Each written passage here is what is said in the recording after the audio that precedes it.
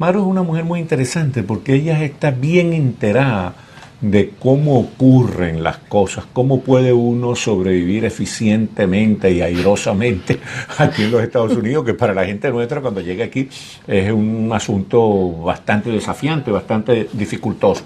Y le habíamos ofrecido la semana pasada que ella nos iba a dar unas orientaciones acerca de cómo, dónde, cuándo estudiar inglés aquí en la zona del sur de la Florida. ¿Cómo es eso, Maru? Hola Alexis, buenas noches. Bueno, sí, ese es uno de los grandes mitos que hay aquí en el sur de la Florida, que cuando llegamos decimos, no, nosotros vamos a Miami, yo llego a Miami, allí todo el mundo habla español, sí, cosa que es real. De hecho, en el censo del año 2000, el 69% de los habitantes del condado Miami-Dade manifestaron que el español era su primera lengua y la lengua que hablaban en casa. Sin embargo, creo que para el próximo censo del año 2020 esa cifra va a aumentar dramáticamente porque ha cambiado la composición. Una anécdota muy simpática, ¿no? Porque en Hialeah, o sea, que casi todo el mundo habla español, el 80, ¿sí? El 80 y pico por ciento de la población. Entonces, una amiga nuestra que no habla español, que es anglosajona, llegó a Hialeah, empezó a preguntar en la dirección y tuvo que preguntarse hasta como a 7 personas hasta que por fin encontró a alguien que lo entendía en inglés. Sí, y de hecho yo tengo una amiga que conocí cuando llegué, que ella es de Michigan, vive aquí en Doral desde entonces, y ella decía que ella tenía que ir al automercado, a Broward, porque aquí era todo plátano maduro, en el automercado incluso productos que para ella no eran comunes. Entonces de verdad que es importante, pero aun cuando la ciudad, el condado Miami-Dade, en nuestro caso la ciudad de Doral, tienen ordenanzas en las que las ciudades son bilingües y todas las formas se encuentran en inglés y en español, la realidad es que los trabajos, para tú vincularte en los trabajos, debes hablar inglés. No, y cuando tienes que hacer alguna gestión oficial, por ejemplo, yo tuve que hacer hoy precisamente una gestión para renovar el Refugee Travel Document, el documento de viajes que tenemos los asilados políticos, y toda la operación tuvo que ser en inglés. ¿En inglés? Porque si no hubiera entendido, me quedo sin pasaporte. Sí, entonces hay varios recursos, desde como todo en Estados Unidos, desde el más accesible hasta el más costoso, en el que podemos aprender inglés. En el condado Miami-Dade, en los condados, básicamente los sistemas de escuelas públicas tienen lo que es la división de educación para adultos. En esta división de educación para adultos tienen lo que es el programa ESOL, que es inglés para estudiantes de otros idiomas, sí, de otras lenguas. En este caso, el ESOL en Miami-Dade es impartido en los high schools de su zona y en este momento rigen para estos programas de adultos las mismas normas de fronteras que rigen para los niños, es decir, que usted va al high school de Doral y tiene que vivir en la circunscripción que atiende ese high school de Doral para que pueda asistir a las clases allí. Y en Broward es más o menos en Broward es igual y sí están lo que pasa es que no lo hay en todos los colegios. Entonces, en Miami-Dade sí. En Miami-Dade lo hay en casi todos los high school.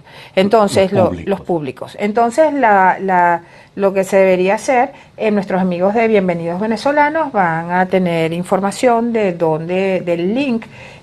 Básicamente es el link del sistema de escuelas públicas, se llama esol.dadeschools.net y allí, pero va a estar en bienvenidosvenezolanos.com, claro, y allí van a poder ver dónde están y la jurisdicción en la que deben vivir para ir a determinados high school. El Miami-Dade College también tiene un programa dentro de lo que se llaman los programas no académicos, es decir, que no acumulan créditos contra un diploma o una carrera. Es el mismo programa de inglés para estudiantes de otra lengua. Importante, en el condado Miami-Dade cuesta entre $35 y $45 el programa, que dura un término, un semestre. ¿Es un semestre o un trimestre? Un trimestre, bueno, son 4 meses en realidad. 4 meses. Y son 6 niveles y $5 el ID que le exigen para entrar e ingresar al colegio, ¿no? Al campus del colegio, porque es un colegio donde van menores. Entonces, las clases en este programa, en los colegios públicos, se dictan en la noche de lunes a jueves y son 6 niveles. En Miami-Dade College también los horarios son más, digamos, más variados porque no tienen la limitación de la ocupación del local en la mañana, tarde, como en las escuelas públicas. Sin embargo, los cursos son iguales, es el mismo programa, son 6 cursos, 6 niveles. Para acceder al curso te hacen un examen de nivelación. Siempre es bueno en ese tipo, en qué nivel queda, siempre es bueno en ese tipo de exámenes tratar de poner lo que uno sabe para poder, sí, y si tiene duda no lanzar a pegar, sino simplemente no responder, porque esa duda la cobra después si uno está en un nivel que no es el que debería estar, y entonces es preferible aprender el idioma desde la base, desde donde uno pueda comenzar a aprenderlo. En Miami, yo pienso que incluso para uno que habla inglés de una manera defectuosa, es bueno de vez en cuando inscribirse en esos cursos, porque es la posibilidad de hablar inglés todos los días. Porque aquí le puede ocurrir a uno perfectamente que pase un mes sin hablar una palabra en inglés, sí, porque es una realidad bilingüe, entonces todo el mundo, muchísima gente habla en español, y te puede ocurrir que pierdas la oportunidad de practicar y mejorar tu inglés. Entonces, ¿sabes hasta que en parece, ese sentido es sí, positivo. para ese propósito hay un programa, una vez que terminas el ISOL, que es el GED, que es el programa, una suerte de parasistema de bachillerato, en el que puedes obtener el título de high school estudiando este programa.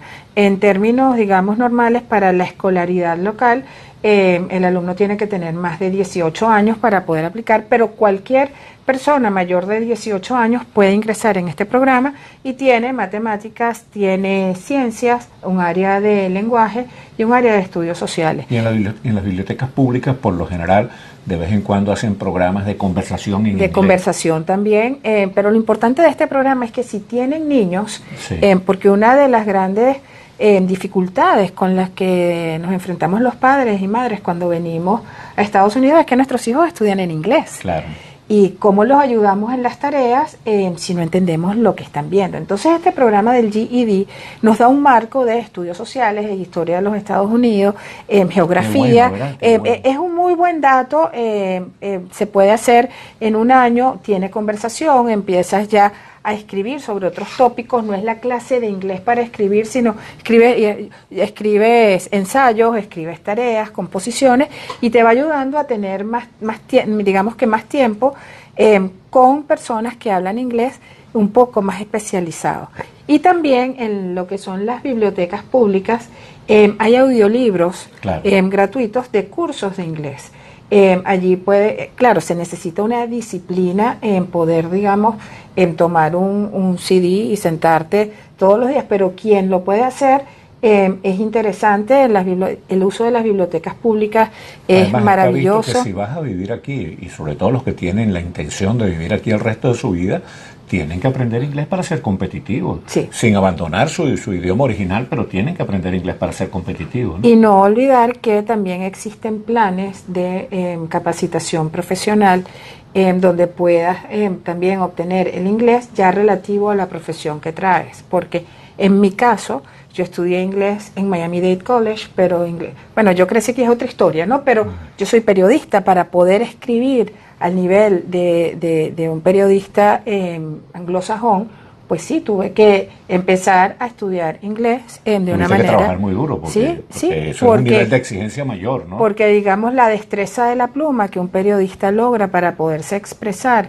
y poder entonces ya tener los límites de expresar esta noticia en 200 palabras o en 400 cuando no dominas el idioma, es un reto que de verdad es bastante caer en duro. eso del Spanglish, ¿no? Que Octavio Paz decía que cuando le preguntaba por el Spanglish, él decía que no era ni bueno ni malo, sino horrible, espantoso. Bueno, pero es una realidad también, ¿no? En lo que es el uso de pero ya la próxima semana deberíamos hablar del Spanglish, porque es muy interesante a propósito de que estamos viviendo aquí en esta realidad bilingüe. Bueno, muy bien, mi querida amiga. Gracias. Siempre dándonos las orientaciones que necesitamos nosotros, los desamparados. Bueno, queridas amigas y amigos, muchísimas gracias por haber estado con nosotros. Qué amables son.